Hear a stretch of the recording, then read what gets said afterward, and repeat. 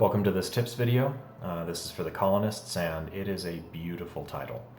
There's so much more than you first see, and there's great mechanics. It looks beautiful, it runs well. It really doesn't look like an indie early access title. It really puts them to shame. It's at full release now, but the developer's still really involved on the Discord, and it's just a joy to play. This is going to be kind of a spoilery video. It might impact the way that you go with your layouts. Some of it's mechanical and some of it, is just strategic. So if you're just getting into this game, I suggest playing it for a while, trying things out for yourself. But if you feel stuck in getting better rankings, then come on over here and take a look at a few tips and put it into your play. I tried to give this video some structure.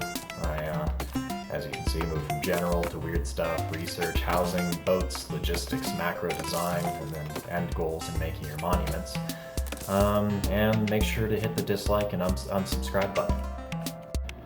I'm obviously not a professional YouTuber, so you'll see a lot of errors. You'll see the recording is started in the corner, it's ultra wide, mean scaled down to 2550. My mic isn't great, so thank you for putting up with those issues. One of the things you should start off with is going into options and then game settings, and you'll see that there's autosave interval and iterations. Iterations only go up to 10, so what I like to do is if I'm really challenging myself in a map, I might want to go back. I might want to jump a stage back and say, okay, I could have done this a lot better. So something like 15 minutes and 10 iterations will give you enough backup points that you can do rebuilds. This is a really great game. You can use Sandbox to learn the later techs, get an idea of the flow of the game. A lot of people like the sort of gardening, go into Sandbox, make your ultimate civilization sort of thing. And that's great if you like that sort of play. But otherwise you're going to run into some of the negative reviews that people gave. They said, oh, I played 3.5 hours and the game ran out of content. Well, they're just not seeing the deeper part of the game. Go into campaign, challenge yourself, go for higher and higher scores, and when you're trying to save that much time, you're going to really learn what the deeper aspects of the game are and how it actually functions. So don't just play Sandbox then quit. This is really, really simple, but if you want to improve your scoring maps, make sure to pause. I spend most of my time in pause, and I'll only go 4x if I have nothing for people to do.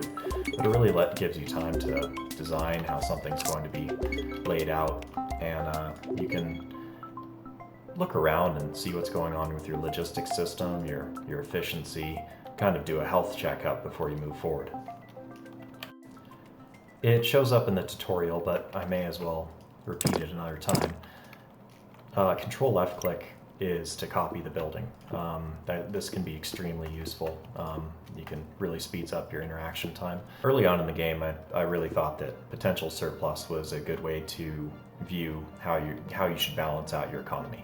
My potential log draw is huge here, but that really doesn't matter as much. It matters how long that you're going to be pooling up resources. You're not going to be running at 100% efficiency all the time in all the industries unless you're some sort of gaming god. But I went to resource storage as a way of looking at it. If I was floating a lot of wood, for instance, early game, I could say, okay, I should build some watchtowers. I should expand, another residence block. The big thing you want to watch for, though, which can kind of tell you about the surplus, is when a bunch of red numbers appear in any given category. So let's say I really overdid it, on stone. We can see the number of buildings that are requesting and are not receiving. In this case, they're requesting a lot more, but they're only pulling 1 or 2 stone at a time, so they count that as satisfied. So when you start seeing these numbers pop up, just really see that you need to up your production or that you overly stressed your system. These would take a very long time to build because they'd each be sharing the different stone amounts. I could prioritize, but it's really going to lag down the economy. One of my favorite features in the game is that you can preset any of your buildings. Say we pop up let's do a harbor. So I can pop the harbor down, but In most games, you'd have to wait, until the harbor was able to be built before you could do any settings. But in this, you can set your import rules, your export rules, whatever you want to do. And it just really gives you so much control. You can set the fields on your farms. This allows you to really see the layout without fully committing to the build. So I highly suggest doing your settings first so you don't forget them, things like road posts, storage centers, and then checking out where your fields are going to land. I started off looking a lot at the top for colony productivity. Resource delivery is a big one. In blocked roads, I have a huge bottleneck going on right now. Definitely over requested through the harbors and storage centers, but it'll clear up in probably 3 days. But a low colony productivity doesn't actually tell you that much. Say I have tons of forestries, for if I have a spike in demand, or if a lot of them are shut down because they're not really being pulled on right now, that's not the biggest deal. What I like to do is go into this home button and then all buildings, and you can see what each category is doing. So I know my brick yards are really lagging, they're not getting the resources they need. I don't have a surplus, so that's obviously the case. But certain things I'm not really going to worry about. So, if we see if the lumberjack huts or something drop down, or if fisheries are dropping down because I have energy L1 completely stored up, then I'm not going to worry. So I'd go more with the home list and then looking at the top here. Renaming is a really powerful tool. You can go into any building, and up at the top there's the little pen here, and you can name them. So it allows you to be much more organized. So I might say that this is brick logistics, or I could say this is clay and brick. If I have a specialized building, specialized storage, it's not that big of a deal there because you're not really going to tell from mousing over. But say I need to add a stop to a ship, then I can easily just say, okay, go to clay and brick. It can be a great way to organize your logistics system. You can learn a lot about a building by hovering over its production numbers. So if we place some mines down, and they get charged up, 2.1 is what it usually shows. Once they get charged up here and their miner bots arrive, it's not going to estimate until they do their first job. But we see that output is 1.0. That's pretty bad. That's because it can be tempting to place the back of the building toward the resource, but as you see, they have to go all the way around. They can't go through buildings, so that can be really dangerous. So I really suggest facing them toward the resource and always making sure that there's at least one spot that they can path through. This can apply for orchards as well, and grain fields and such. So if we set up an orchard, and even if we do auto place, you can end up with a much lower production rate than they're meant to do. So if we make these pretty far flung, you see the estimate's going to drop down. So distance really matters, pathing really matters. So you wouldn't want the orchard up against a lot of storage buildings, for instance, with the fields behind. So just keep that in mind with your designs. Two really nice features that you may have missed are for the road layer and lumberjack hut. Very much like setting fields, you can do priorities. So for the road layer, I may want to say, okay, I just really want you to work on that intersection first because we're having a lot of goods get stuck. Or for the lumberjack hut, say I made a forestry next to them and I wanted them to clear out the outer forest first so I could expand. I could set a priority zone. Or I could even mark some specific trees if they're stopping me from building a watchtower, for instance. What a lot of people miss, myself included at first, was that your spaceship, you can set their output. By default, they put out logs and energy in even ratios. But you can change that over to power, fully logs, or different ratios of that. I really suggest going to power as soon as you can, because as we can see here, the lumberjack hut takes 1 power to make 2 logs, so you're getting half of it out of there. Same thing with cow farms, unless if you're producing meat for nearby homes and you specifically need leather, you can change the ratios on that as well. This can be really important for your leather tanning trade to make books. Kind of exploity, but there are 2 types of buildings, at least there's probably more, but 2 types of buildings that don't need to actually be connected to anything. You just wait until they're all the way built, and then, by the way, I suggest double overlapping forestries so then they can fill in each other's spots if they become available instead of saying this is your line, this is your line. They'll always go to the closest thing. But anyways, you don't actually need them to be connected after they're built, and that can give you some nice extra squares. So we just got 4 extra squares out of that. Another type of building is the watchtower. Unless if the watchtower is in PvP, let's say this is the very edge of the map, and I want to save some road room. I can place it there, connect it, and then once it's built, destroy the connections. This can really open up your designs. Like I said, kind of an exploit, and if it's a combat watchtower, you don't want that going on, but you'll notice in a lot of my videos I have exclamation points all over the place. Coppicing 1 and 2, I'm not sure how you say it, can really help you out. It's not a massive difference, but at 0 tech, you need this much of a footprint, 16 squares, to be able to keep up with a lumberjack hut. I'm not sure how the math comes out because I do notice that the trees come out at 25% grown. I'm not sure if that compresses the time or if it's designed that way, but this is what a tier 3 coppicing field looks like. We only need 8 squares actually, not 16, so I can even delete one of those. Oh, it was off there. So 8 squares to be able to fully keep up with the lumberjack hut. If you're super tight on space, this can really help. And you may think, okay, well, would I design it that way in the beginning? No, it just means that later on as your technology goes up, you can add more and more lumberjack huts to the local area for the same patch of forest that the forestries are working on. There's a bunch of things to talk about for research. First of all, you're going to have to think about what sort of goods need to be by the research. You're going to have to set up storage yards and increase the variety that they have over time. So try to plan out having a good amount of space partitioned off. Even drop a couple storage blueprints and maybe not have them connected. But with research, having 2 shops can really help, if not even more. A lot of the tier 1 techs can be very useful.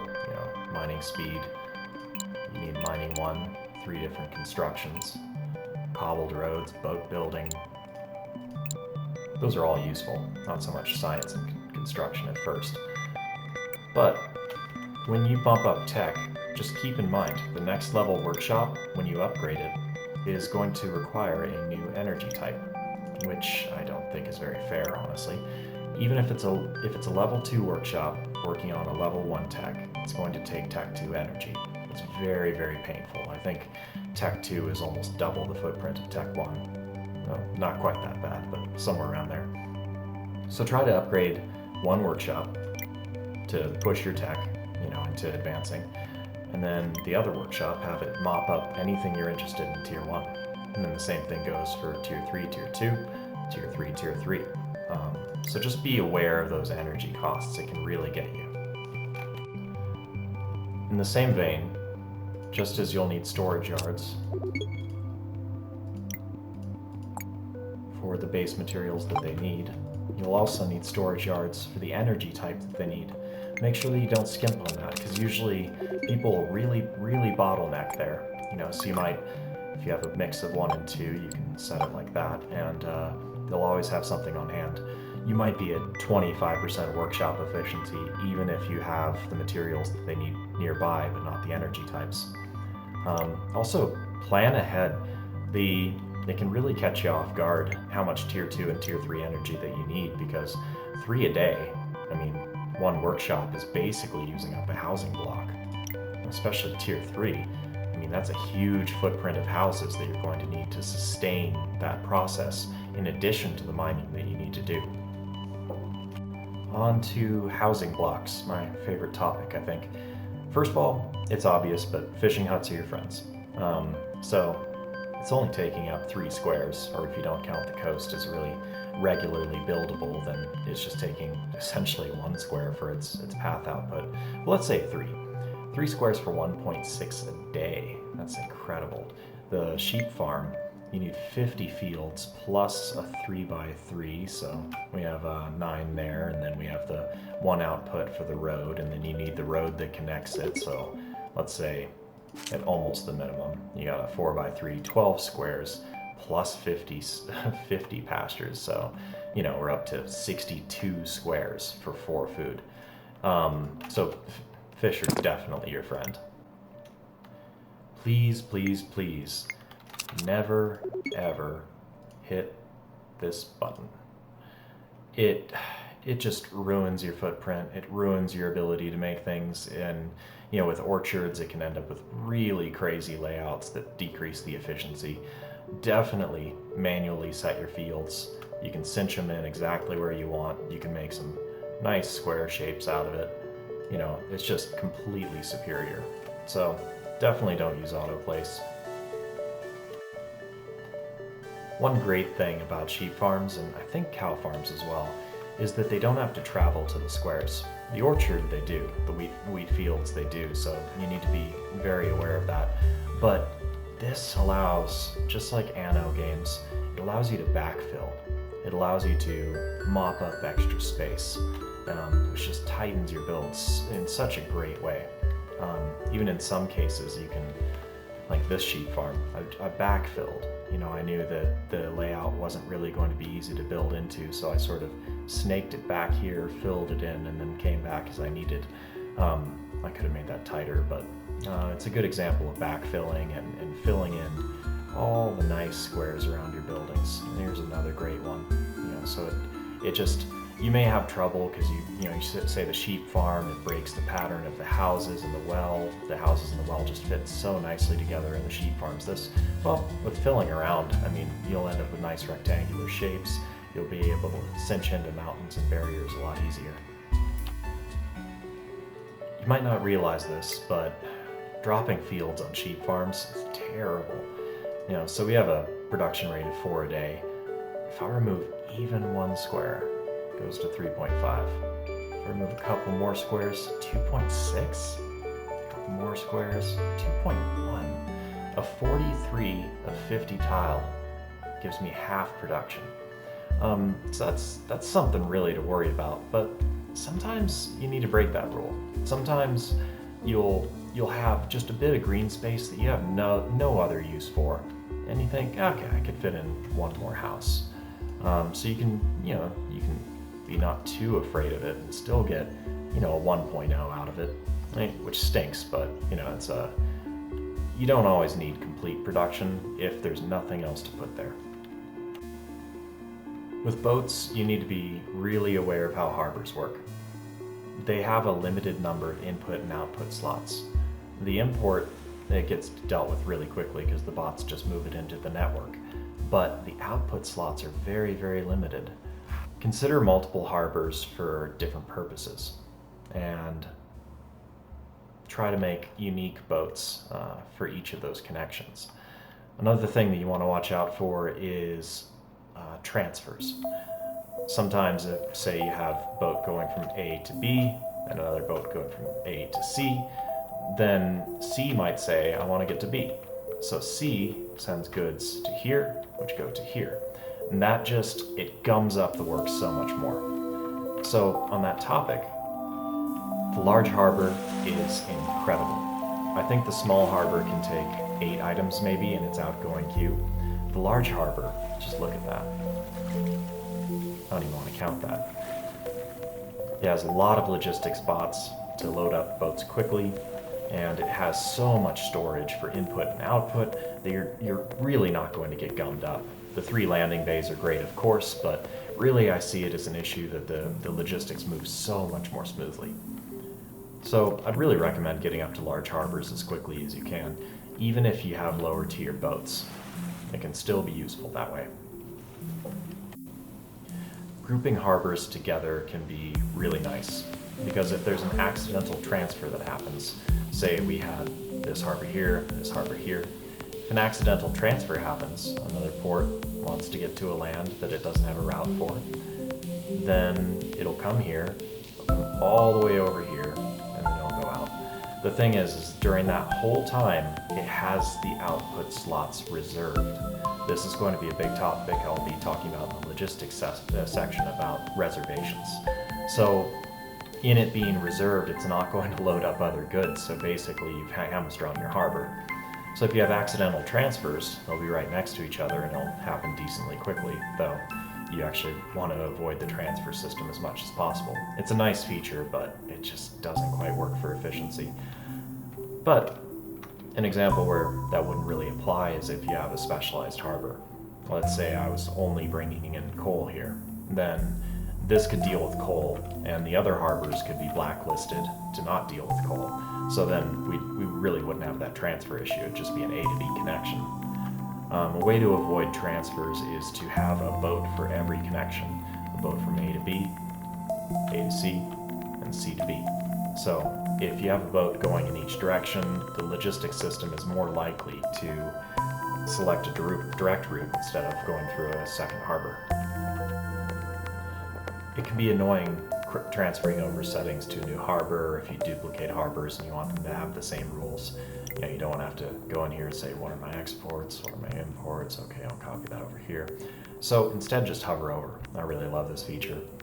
So it's saying to the left is export, to the right is import. So I can see the rules that are set for the harbor.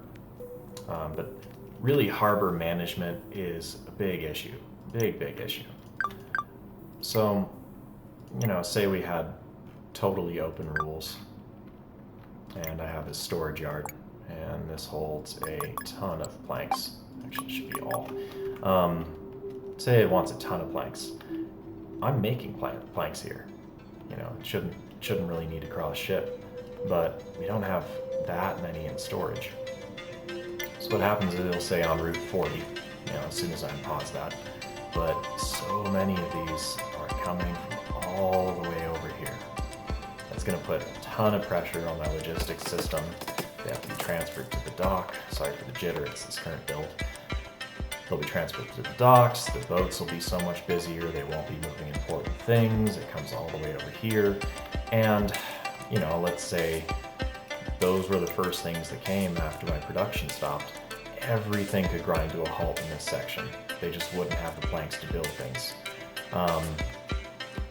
It really brings me to the point of excluding storage and storage only. It's a big deal. I'll go into it more in macro design, but since we're just talking about boats right now, something I do early on, if I start up a new harbor over here, then I'll leave it open to transfer things at first. I want to get the watchtower up, I want to get a storage center up. Those are my first two goals. But once I have my storage center, I'll say, okay, I want logs, I want planks, I want stone. As soon as that happens, I'll say import, whitelist storage only, or blacklist excluding storage. Those two things mean the same thing, but it'll change the other two rules. I'll say blacklist everything. I don't want buildings to be built from cross-transfer because they're waiting that entire time. I'll go into that in logistics, macro design. But I'll set that up really quickly. I try to get storages up right away, exclude storage, and then in the case of our planks, blacklisted everything except for storage. But I got to a point where I'm producing planks locally. I really don't want them to come across now, so I'm blacklisted all. Well, blacklist exclude storage all, and then I activate blacklist planks. This was recently put in by the developer. Thank you very much. And yeah, that'll really help you have control over things in a simple way without having to add 15 rules for import, 15 rules for export. I tend to like to think of islands in an import set, instead of you're allowed to send this out. Instead, I look at the places that need it and I'll set their import rules. So real simple way to manage things. Occasionally a bug can happen. I don't run into it that much, but it's something worth watching. I don't even have an example in this case, but sometimes if you change the rules on a dock, or you change the routing on a boat, or you start and cancel a storage request, sometimes I've seen goods get stuck indefinitely. They just end up staying at the dock. So if you have a dock that just completely ceases to move goods, then you'll have to manually destroy. You can hold Alt. Oh good, that got fixed. It would say hold Col to skip this message. But you hold left Alt and click and destroy them. And they'll ungum the works. Logistics. This is my favorite topic. Really love this. So having storage centers next to the producers doesn't actually really help you. So if I create a storage yard here, I want to, as I said earlier, I want to keep their direct line open. I used to have stone all the way out here, so. And this is just kind of a play map, so don't judge me. So storage, it's not really going to help me to have a storage yard right next to them. I mean, yeah, it's great if there's going to be a build and I'm not sure where, then, I could pool up resources here. But that kind of leaves a problem. They're going to fill this first, and then they're going to go elsewhere. But I need industry to continue to move. So with the houses, if I put storage right next to them, they'd wait for a call, and then it would go all the way out. Instead, I try to think of it as consumers, not producers. So usually I'll leave houses and things like that with no storage next to them. Actually, that's pretty much the rule across the board. Instead, I think consumers. So surface mine, put in a level 2. Then that's a terrible spot, don't judge me.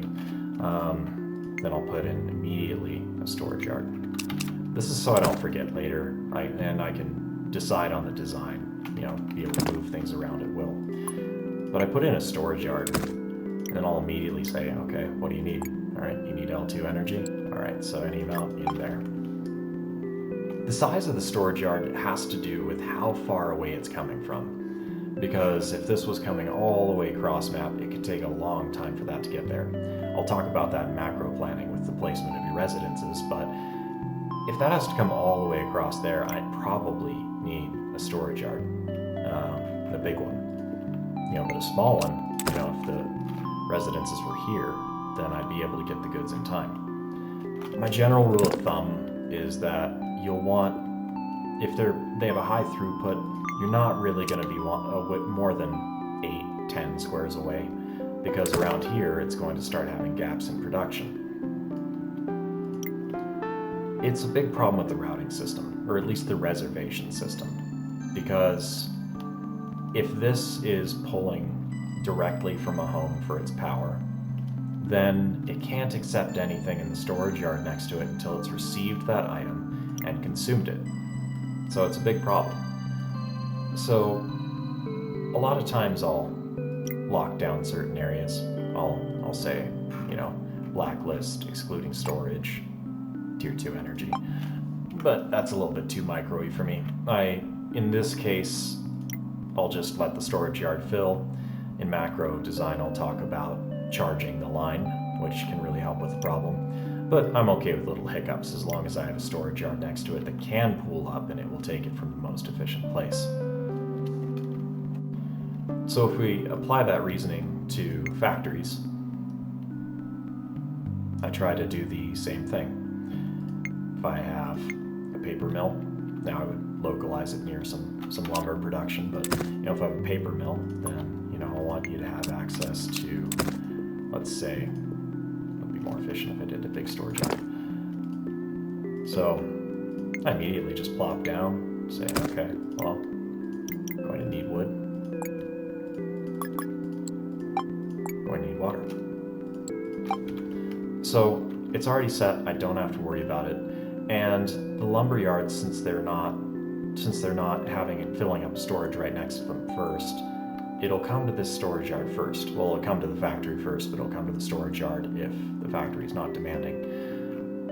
So it's a nice rule of thumb. Always put stockpiles right by the consumer.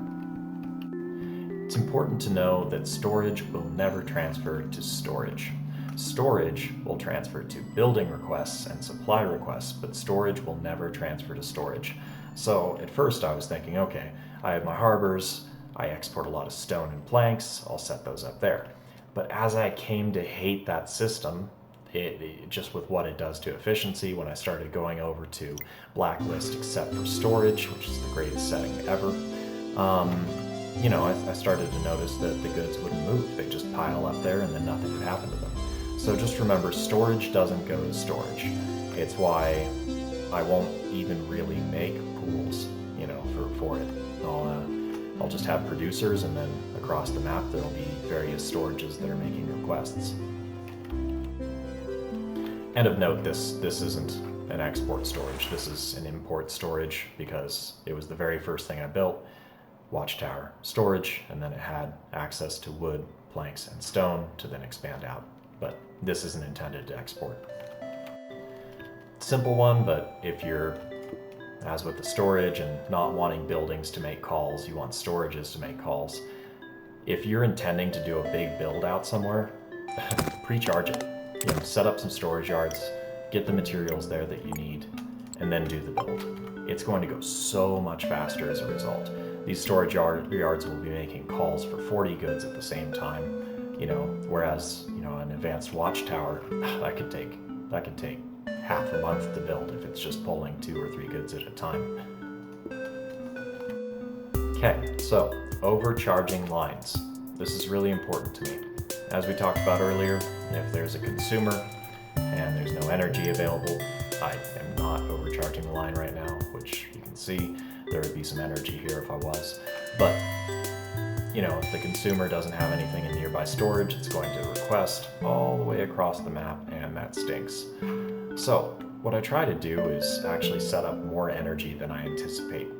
That way the various stockpiles that are using that energy source get overcharged. They start building up material instead of falling back behind, and then they're just sort of on their heels the whole time. So I think I went through a big production cycle on this, and I had a big traffic jam, so I think that kind of stopped things. But so I want these storage yards to have pretty high capacity. I want them to be at 50, 75, 100% of it ready to go, so then I don't have any gaps in production.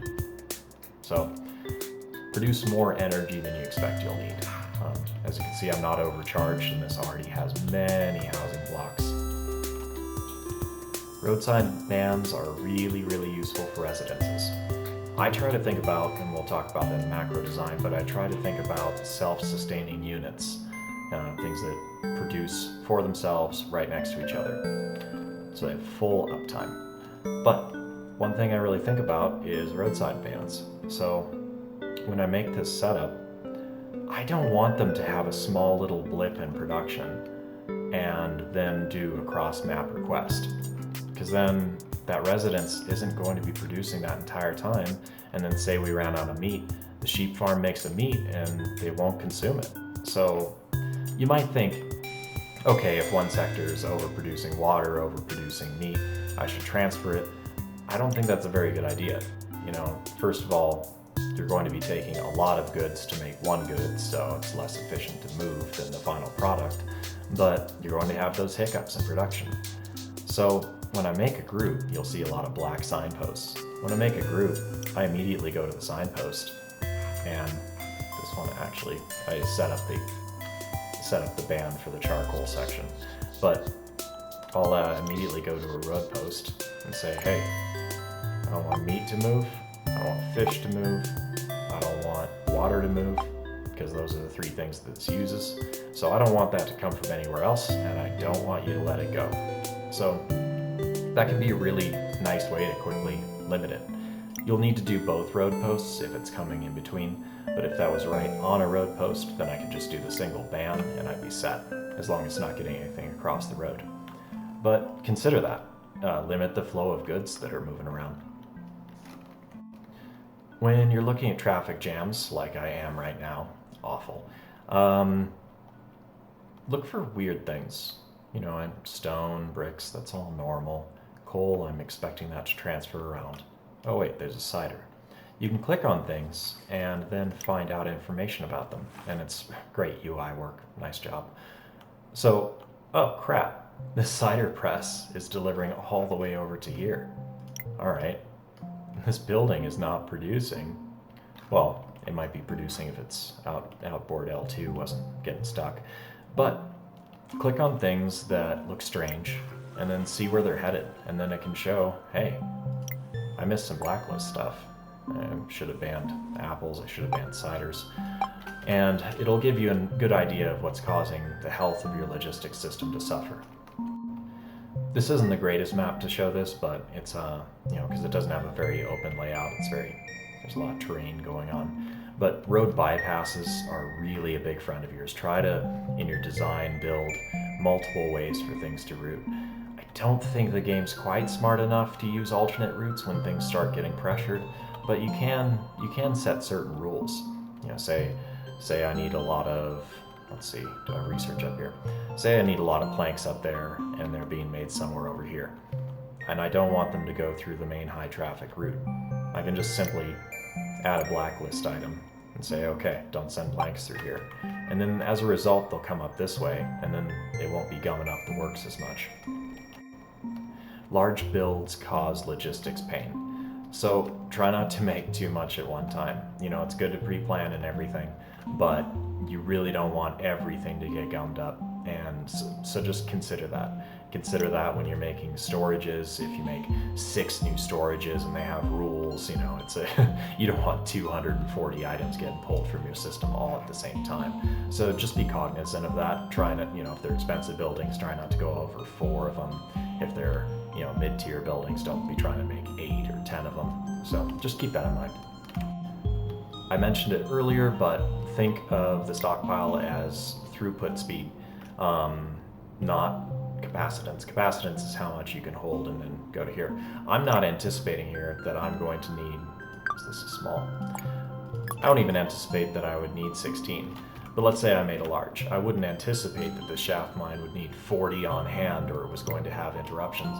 It's more about the fact of how far away it has to come from. So the bigger the stockyard, the more pulls it can do at the same time, because they will ask for everything it possibly can. There's 14 on the way here. And then that sets the rule. So the further it is from the producer, the bigger the stockpile or stockpiles. So macro planning. Try to create self-sustaining sections.